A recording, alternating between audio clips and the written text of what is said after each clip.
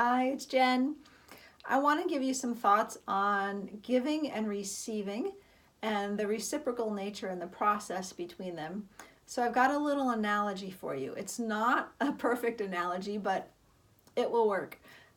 One of the issues that I see most frequently when I work with my clients and even in my own life is with the whole idea of giving and receiving is that giving is not usually the problem. The problem is generally with receiving. And the biggest problem with receiving is that we tend not to allow things that we want to receive to come to us because we have this desire to hold on and to control and to have it be the way we want. And so we're struggling and we're fighting. But what that does, that constriction restricts the flow of the receiving. And so we block ourselves from receiving when we behave or think this way. So giving and receiving are basically like two sides of the same coin. And I'm going to offer to you to think about giving and receiving like inhaling and exhaling.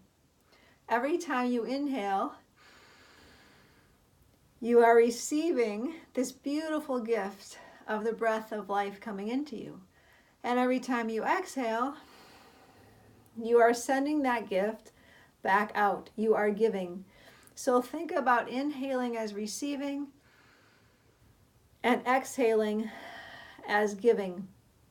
And there are some wonderful analogies here. Number one, most people inhale very shallow breaths.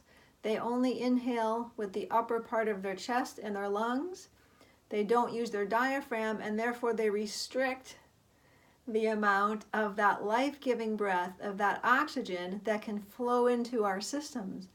And the more that we can bring that breath deeper into our lungs and into our bodies, the more oxygen we receive, the more life and the more energy we will have. The second analogy with this breathing of giving and receiving is that we tend also to hold our breath. We do this oftentimes without having an awareness of it. We do it if we're feeling stressed, if we're feeling anxious or uncomfortable. We just kind of tense up and hold. And when you hold your breath, you're stopping that flow of giving and receiving. So my challenge to you today is to take a look at your breathing patterns and think about how that might relate to how well you give and you receive in your own life. Is your breathing shallow or deep? Is it flowing and smooth? Or do you tend to hold your breath at different times of your day? If you want to receive more into your life, you need to allow all of that goodness to come to you. And all of the things that come to you are good. And that's a whole nother idea that we can consider at another time. But for right now, just remember, for the flow of giving and receiving, you need to be able to do both.